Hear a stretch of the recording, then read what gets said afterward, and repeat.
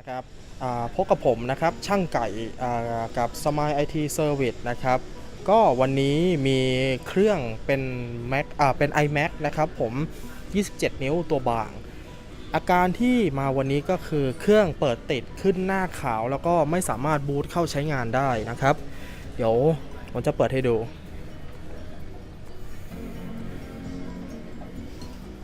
นะครับ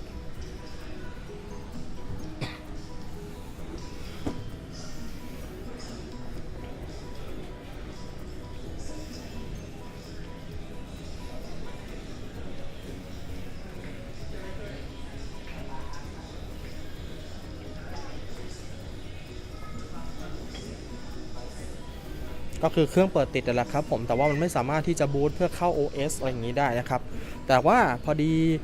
ลูกค้าเขาต้องการที่อยากจะอัปเกรดตัวฮาร์ดดิสก์ข้างในด้วยนะครับก็คือเปลี่ยนจากฮาร์ดดิสก์ธรรมดาเป็น SSD เนี่ยครับผม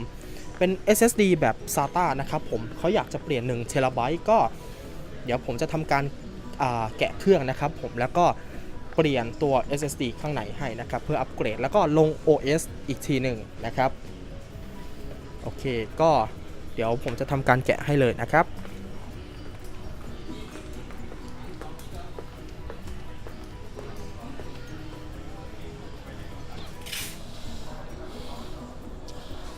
เอาแล้วนะครับผมขั้นตอนต่อไปนะครับผมก็เดี๋ยวเราจะทำการเตรียมการแกะนะครับผมซึ่งผมจะทำการเอาตัวเครื่องเนี่ยนอนไว้เพราะว่ามันจะเป็นค่อนข้างที่จะแกะง่ายแล้วก็เซฟในเรื่องจอตัวนี้ต้องใช้ความระมัดระวังค่อนข้างสูงเลยทีเดียวนะครับผมเพราะว่าถ้าเราแกะพลาดเนี่ยตัวกระจกเนี่ยครับผมที่เราแกะมันอาจจะมีสิทธิ์ที่จะแตกได้นะครับผมแล้วต้องเปลี่ยนทั้งจอเพราะว่าตัวนี้กระจกกับจอครับมันเป็นอันเดียวกันมันจะไม่เหมือนรุ่นตัวหนากระจกกับจอมันแยกกันนะครับมันเปลี่ยนได้เอาละครับเราก็จะใช้นี่ครับเป็นลูกกลิ้งนะครับผมไว้สำหรับปาด iMac โดยเฉพาะเลยนะครับวิธีปาดนะครับ เราก็จะค่อยๆแซะเข้าไปอย่างนี้ครับแล้วก็ค่อยๆปาดซึ่งจะบอกว่าขั้นตอนนี้ครับค่อนข้างต้องค่อนข้างใจเย็นนิดนึงอะครับเพราะว่าถ้าเกิดว่าเราใจร้อนเกินไปเนี่ยมันจะทำให้แตกได้นะครับ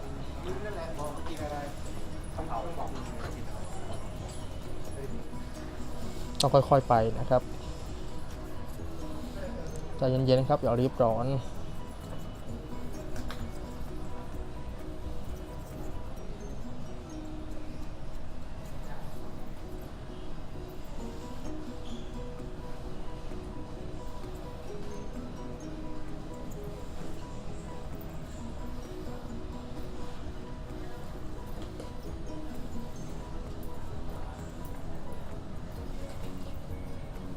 ไม่สั่งได้เลยพี่จะเข้าไปซ่อม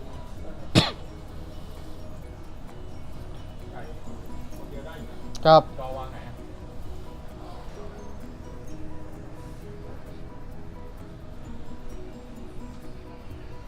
ข้างบนเต็มเลยต้าจะตรงนี้พี่อ๋อนานไหมไม่นานหรอกพี่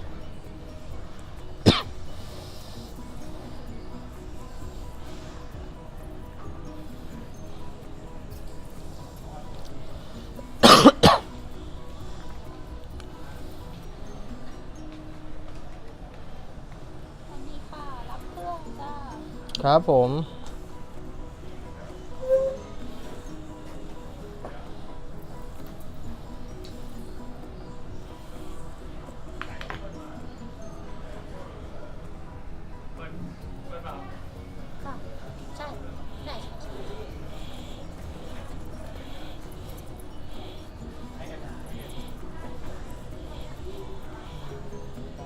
เดี๋ยวเดินเสร็จหน่อย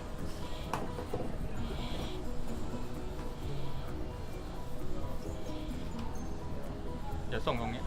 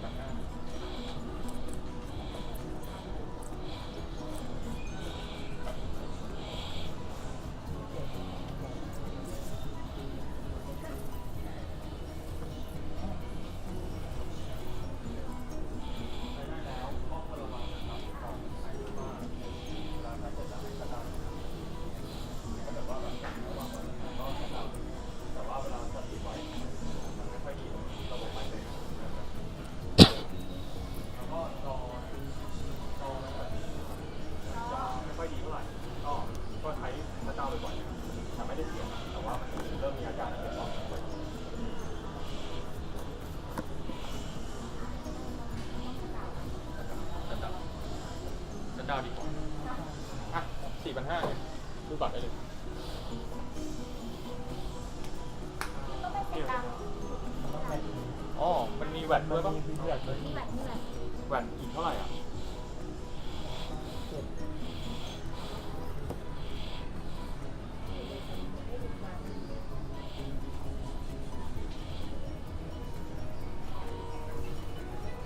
ถ่ายรูปหน่อยนะตรงนี้ได้อยู่เอามุมนี้ดีกว่าถือมาทางนี้นะ เดี๋ยวถ่ายรูปเฮ้ยขอยืมถ่ายรูปหน่อยหนึ่งมีโทรศัพท์ถ่ายรูปป่ะใช่ ถ่ายจากเครื่องได้ไหมถ่ายได้ไหมไม่ออกสื่อ ถ่ายในเครื่องไม่ได้มันต้องมีลูกค้าด้วย เนี่ยเดี๋ยวพี่พิงค์ทำหน้าไว้ พี่ถ่ายกับผมก็ได้มาพี่คนเลย2 คนเลยแต่พี่ถือเครื่องให้ผมนะ ใช่ ขอยืม ใช่ เฟรมด้วย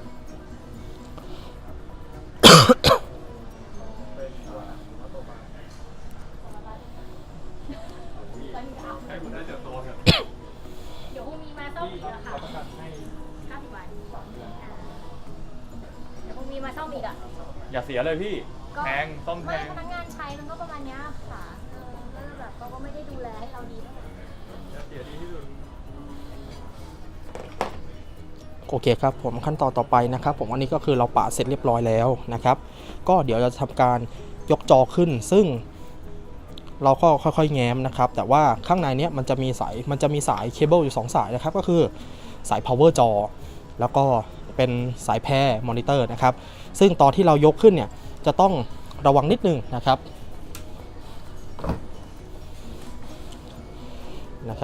ผมจะยกขึ้นแล้วซึ่งถ้าเกิดว่าเรามองไปที่ด้านในนะครับมันจะมีแพรเคเบิลอยู่2 สายอย่างแหละครับอย่างที่ผมบอกอันนี้จะเป็นสาย power supply ตัวนี้เป็นสายสัญญาณนะครับเป็นแพรเคเบิลจอซึ่งตอนเรายกไม่ใช่ยกเลยนะครับเราต้องมาระวังตัวสายนี้ด้วยก็คือเรายกขึ้นมาหน่อยหนึ่งนะครับไม่ต้องสูงมากเราทำการถอดสายค่อยๆนะครับ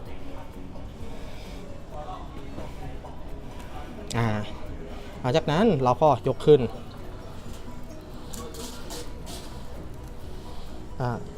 เห็นว่าเนี่ยครับตอนนี้เราจะเหลือชุดกาวที่อยู่ตรงนี้ ถามว่าเราจะเอาออกยังไงง่ายมากครับมันจะมีติ่งตรงนี้ทั้ง2 ฝั่งครับเราลอกค่อยๆลอกครับดึงออกมาได้เลยนะครับไม่ต้องปาด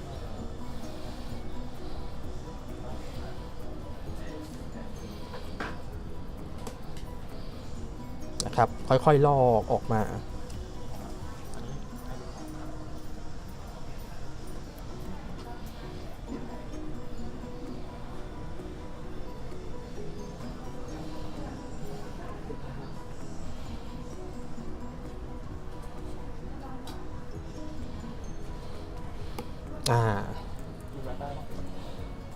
โอเคแล้วก็จะเหลืออีกฝั่งหนึ่งครับเราก็จับจอไว้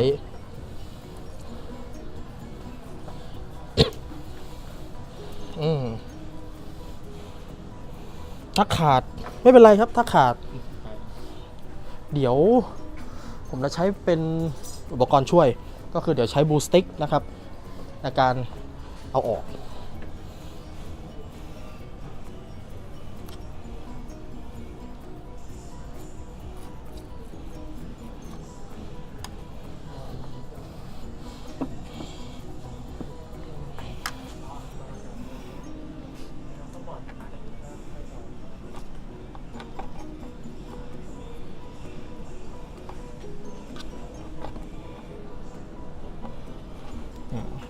สักครู่ครับต้องใจเย็นๆนะขั้นตอนนี้ผมบอกเลย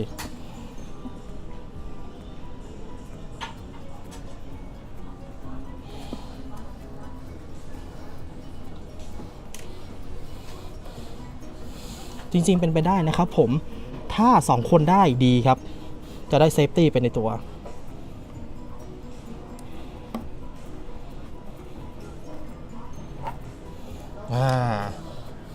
เนี่ยครับผมเรียบร้อยตอนเนี้ยเราแกะจอได้เรียบร้อยแล้วครับผม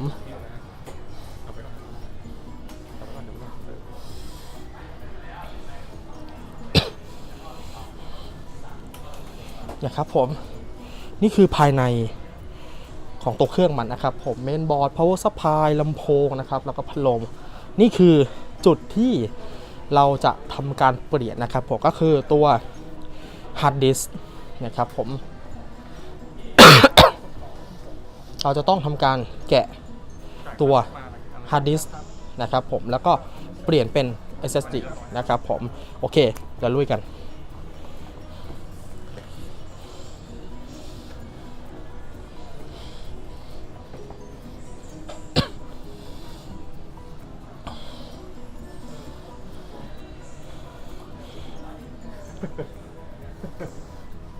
เฮ้ยแต่ตัวนี้ต้องอัดวิดีโอแล้วนะ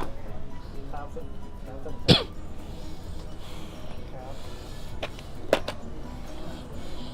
ได้อยู่ได้ ได้แล้วครับ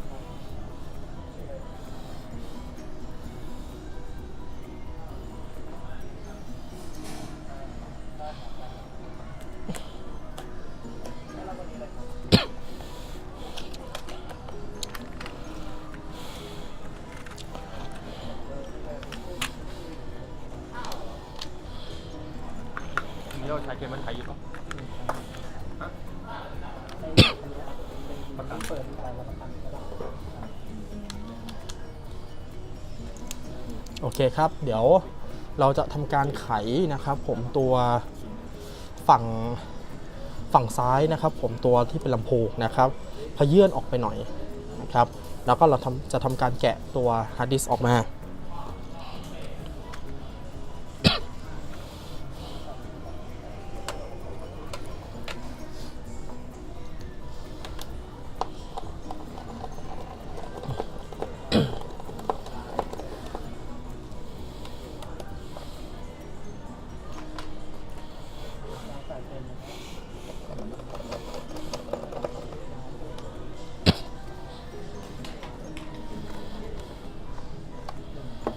เนี่ยครับผมจะทำการยกออกมานิดนึงนะครับผมแล้วก็เบี่ยงนะครับผม เป็นไปได้นะครับมันจะมีสายลำโพงอย่างนี้ระวังนิดนึงแล้วกันเพื่อความชัวร์เราถอดไปหน่อยแล้วหลังจากนั้นนะครับเราค่อยทำการไขน็อตทั้ง4จุดนะครับของตัวตำแหน่งตัวฮาร์ดดิสก์นะครับผมทั้ง4จุดนะพอไขออกมาเสร็จปุ๊บเดี๋ยวเราก็มาเปลี่ยนกันเกมมันไทยใช่ปะ ใช่พี่ 2 เส้นปะ ประมาณครับประมาณ2 เส้นพี่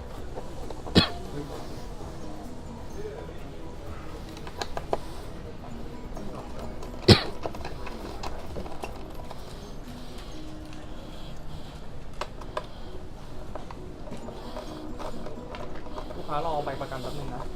แล้วก็บินได้ ค่ะ บินได้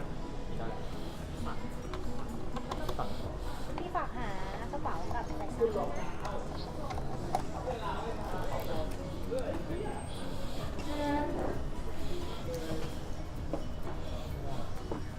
ไม่ได้นะ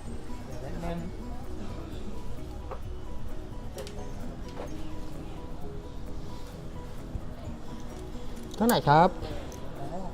ที่เป็นสายอะครับ กำลังทำอยู่เลยเดี๋ยวรอนั่งรอ รอสักครู่นะครับ โอเคไม่เป็นไรครับ หนีนั่งรอเดี๋ยวเล่นก่อนนะครับเป้มาช่วยดูเรื่องออกเนี่ยถอนเอ็มหน่อยที่ว่าทำใบประกันไม่ได้ใช่ไหมเอ็มเดี๋ยวต้องซ้อมด้วยใหญ่งั้นปิดไปก่อนไม่ต้องเปิดเดี๋ยวลองเปิดไฟ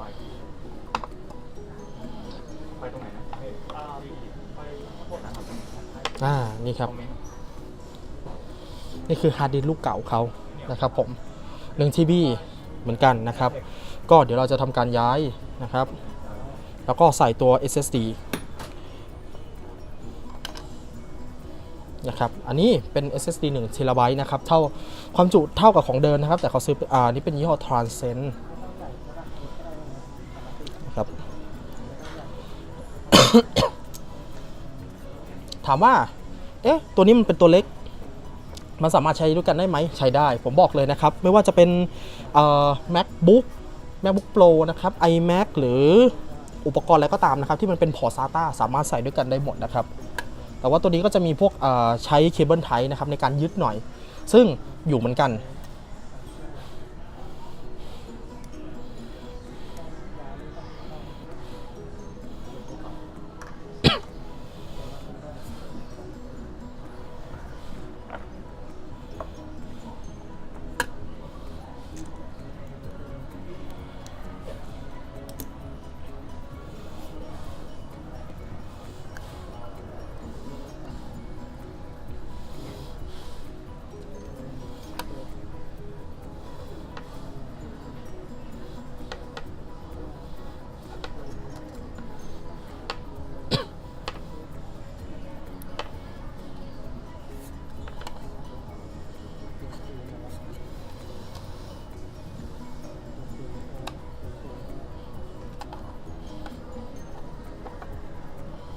เส้นเดียว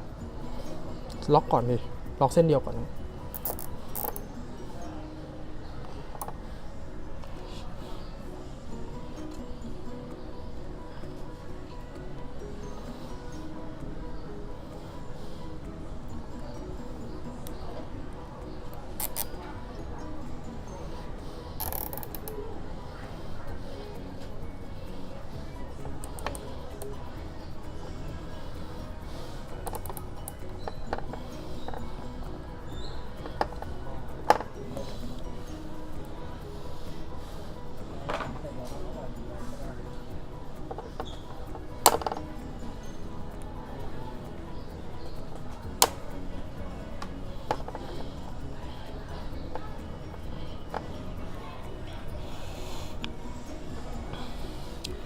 โอเคครับอันนี้ก็เราล็อกไว้เรียบร้อยแล้วนะครับผมเคเบิลไทป์ก็คือค่อนข้างอยู่อย่างแน่นเลยแล้วครับผมไม่ต้องห่วงว่าเวลาเราเคลื่อนย้ายเนี่ยมันจะหลุดหรือเคลื่อนหรืออะไรก็ตามนะครับผมตัวนี้ไม่มีปัญหาก็เดี๋ยวต่อไปนะครับเราประกอบเหมือนเดิมเลยก็เป็นอันเสร็จสิ้นแล้ว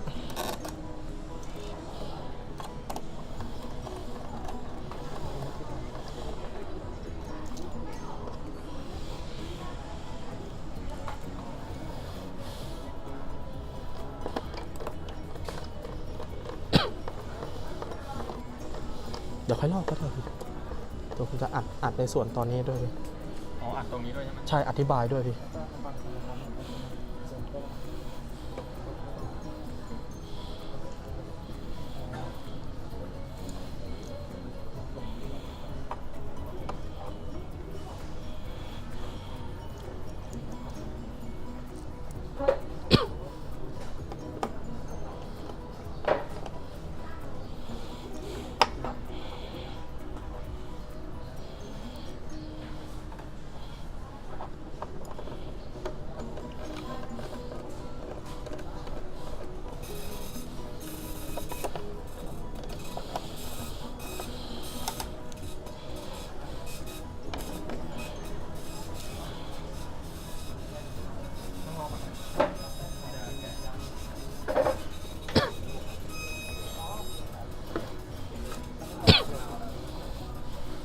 ของมือกระบาด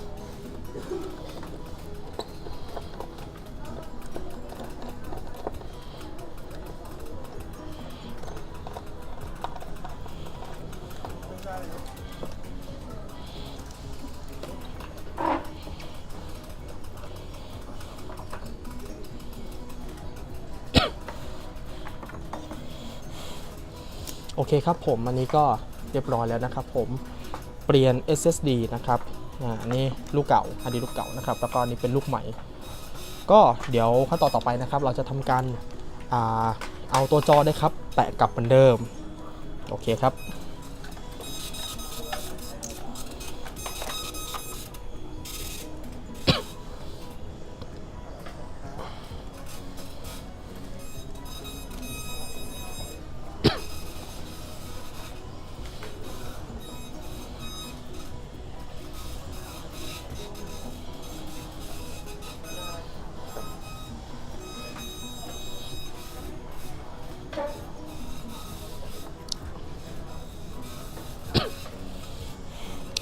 อันนี้เราจะทำการเทสก่อนนะครับผมว่าตัวเครื่องสามารถใช้งานของ SSD ได้ไหมนะครับก็เราจะประกอบเหมือนเดิมอย่างนี้นะครับก็คือเสียบสายให้ เข้าที่เหมือนเดิม แต่ว่าเรายังไม่ได้แปะสติกเกอร์เพื่อสำหรับปิดจอขั้นสุดท้าย เราจะทำการเทสก่อน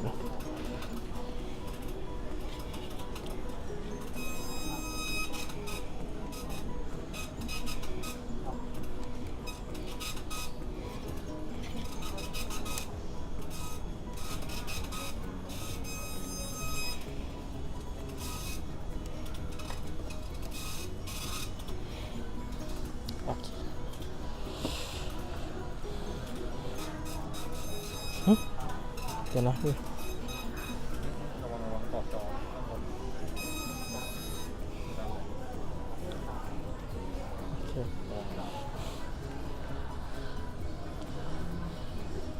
โอเค กินเหมือนไก่พี่ไก่ดันไว้ก่อน โอเค เดี๋ยวเราแปะหนังไก่นะครับผม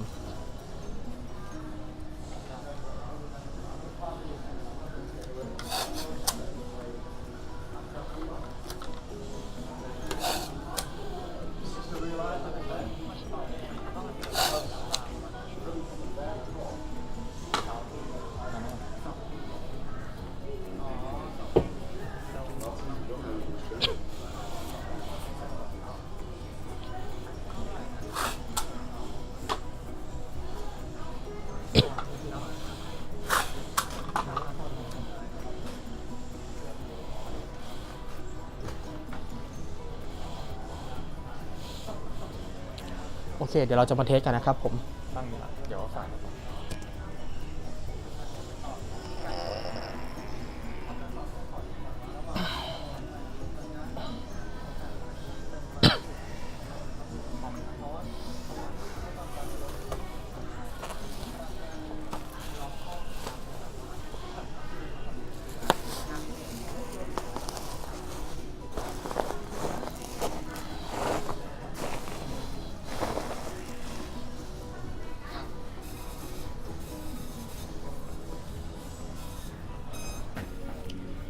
โอเคครับผมก็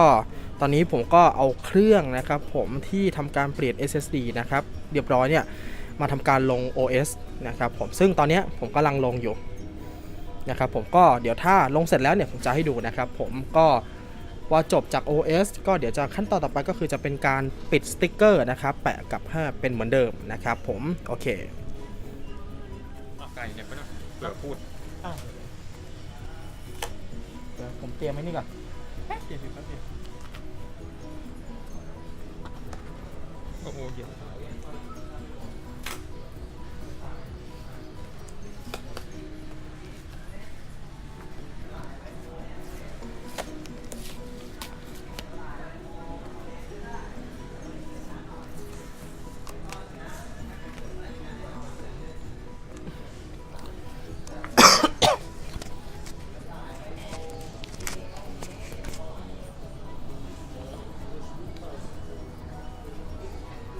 เอาพี่อ่านแล้วโอเคครับผมตอนนี้เราก็ทำการที่จะเตรียมนะครับผมแปะสติกเกอร์โอเคเดี๋ยวเราก็ทำการถอดก่อนเหมือนเดิมนะครับก็เราก็ระวังในส่วนของสายแพรนะครับผมแพรจอแล้วก็ตัวแพร power ก็หรือตัวสายไฟของจอมันนะครับ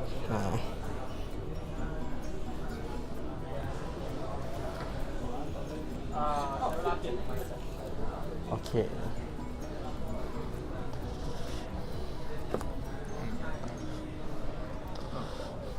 ครับคราวนี้นะครับผมขั้นตอนการแปะและ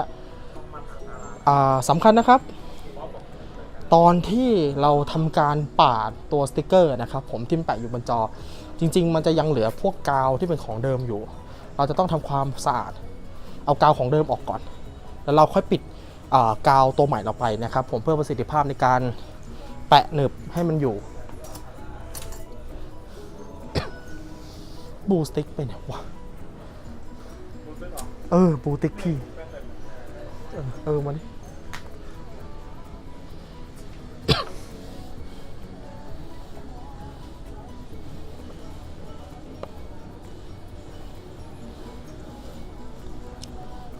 ครับเนี่ยแล้วก็ดึงลอกของเก่า ของมันออกครับ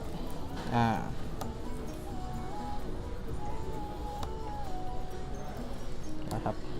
เพราะถ้าเราไม่ลอกเลยมันก็แปะไม่ค่อยอยู่ครับบางทีเราแปะจอกลับไปเดี๋ยวบางทีมันอาจจะหลุดเลยก็ได้ เพราะฉะนั้นสำคัญครับอย่าไปเหลือไว้ลอกออกครับ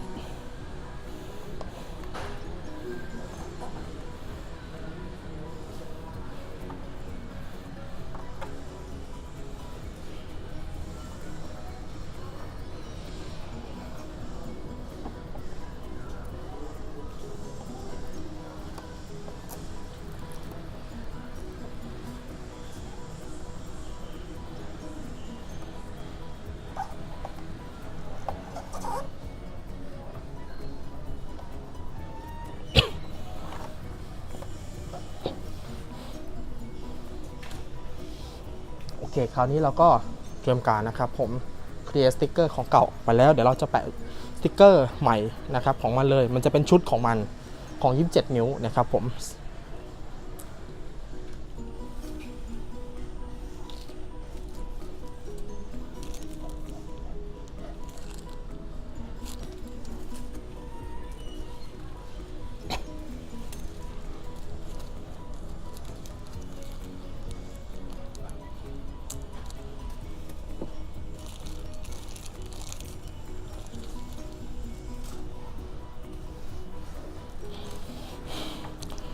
เนี่ยครับผมเราก็จะมีตัวที่เป็นชุดสติกเกอร์นะครับผม27นิ้วสำหรับของมันโดยเฉพาะ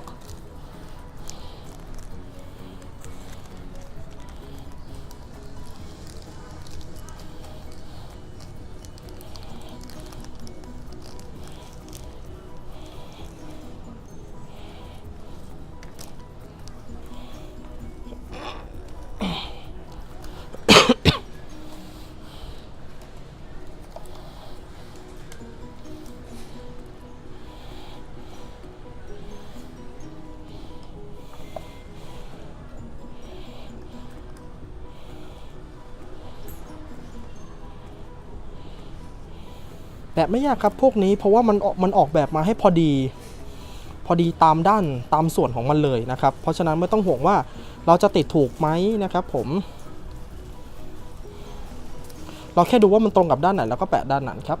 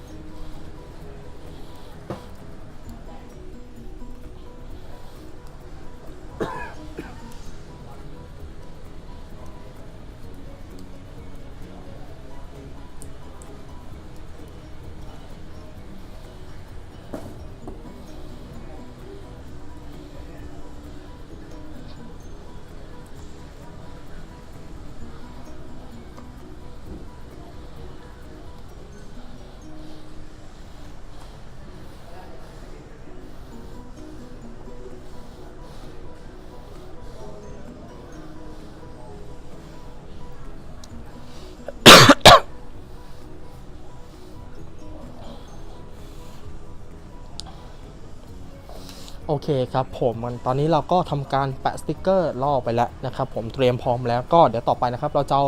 เอาจอนะครับผมมาประกบแล้วก็ทำการลอกกาเพื่อแปะอีกทีหนึ่งนะครับแน่นอนว่าก่อนแปะนะครับผมที่จอเองมันก็จะมีพวกที่เป็นสติ๊กเกอร์เก่าอยู่เหมือนกันเพราะฉะนั้นอย่าลืมนะครับลอกก่อนดูดีๆนะครับแล้วก็เดี๋ยวเราค่อยแปะกันนะครับ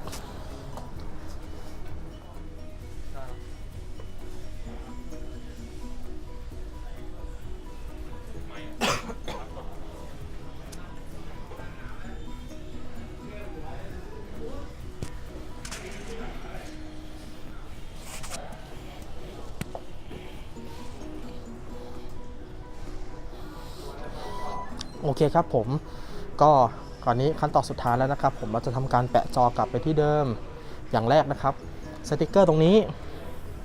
ด้านตัวฐานมันนะครับจะต้องลอกเป็นอย่างแรกจะลอกก่อน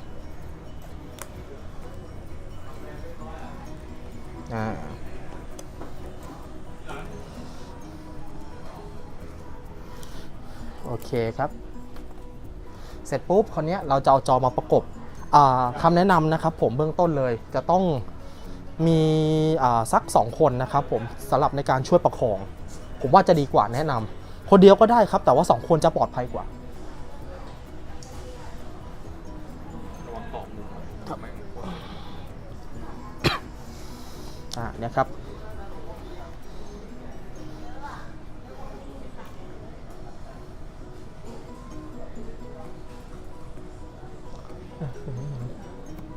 ผมไม่เห็น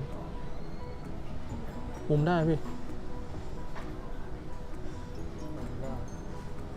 ไม่คมไม่คมนะพี่นะโอเคครับเดี๋ยวรบกวนพี่จับฐานเลยพี่ผมจะดันรับใส่ SSD รับใส่รอบขอดูเครื่องซื้อมาแล้วหรอมีของ โอเคครับผมก็เดี๋ยวผมจะทำการสายแพรนะครับ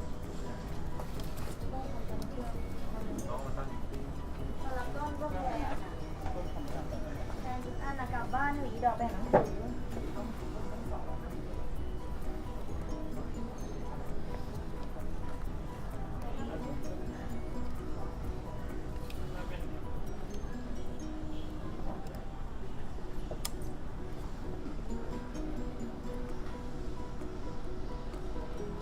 ทีเดียวจบเลยนะนะครับผมคราวนี้ค่อยๆลอกครับทีละข้าง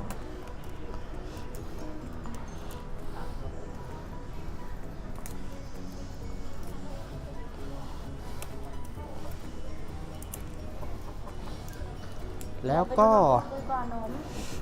ประกบครับ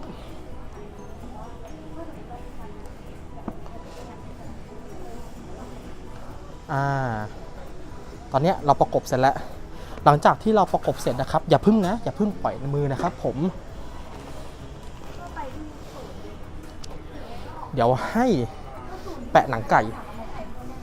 ติดไว้ก่อนนะครับเพื่อความชัวร์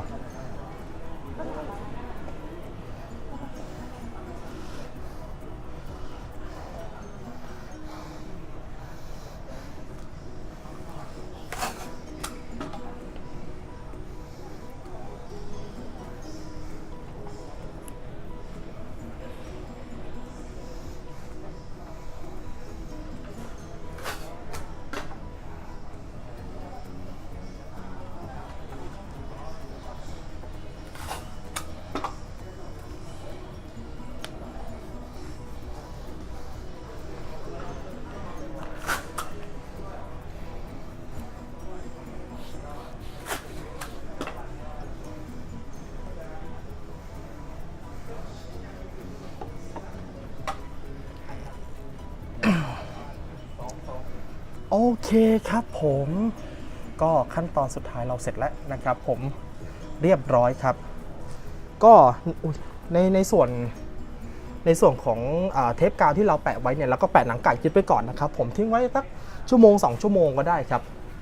ก็คือเราแปะไว้นะครับกันไว้ก่อนเพื่อให้กาวตัวเทปกาวนะครับมันแปะสนิทแล้วหลังจากนั้นเราก็ลอกตัวเทปกาวออกก็เป็นอันเสร็จเรียบร้อยแล้วนะครับผม ก็สำหรับลูกค้าท่านใดนะครับผมหรือท่านผู้ชมนะครับที่สนใจอยากจะเข้ามาใช้บริการนะครับหรือต้องการสอบถามนะครับเรามีคอนแทคนะครับผมทาง Facebook Line IG นะครับผม Smile T Service นะครับสามารถเสิร์ชจาก Google ได้เลยซึ่งใน YouTube เองเราก็มีด้วยเราก็จะมีพวกคลิปรีวิวนะครับผมงานซ่อมการเปลี่ยนอะไหล่ต่างๆนะครับผมสามารถเข้ามาดูได้นะครับผมที่ smiletservice.com นะครับผมมีเว็บไซต์ด้วยนะครับผมแล้วก็ฝากกันไปนะครับผมอย่าลืมนะครับกดติดตามด้วยกดไลค์กด Subscribe ให้ด้วยนะครับถ้าถูกใจก็แชร์ด้วยนะครับผมแล้วก็ Smile T นะครับผมสวัสดีครับ